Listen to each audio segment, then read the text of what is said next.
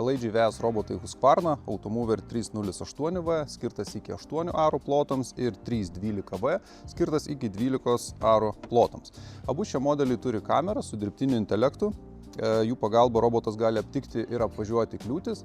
Taip pat kameros padeda vietose, kur yra silpnas palydovų signalas. Tai tiesiog padeda robotui naviguoti tose vietose. Šiems modeliams nėra būtina referencinė antena, korekcinius duomenys jie gauna per internetą, todėl visame sklype turėtų būti Wi-Fi ryšys. Jei Wi-Fi ryšio užtikrinti nepavyksta, tuomet galima įsigyti papildomai Automover Connect modulį su mobiliu internetu.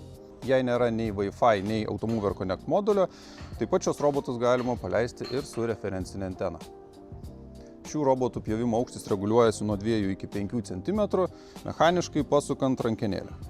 Taip pat yra supaprastinta klaviatūra pagrindiniams funkcijoms, bet visas valdymas vyksta per Automover Connect programėlę.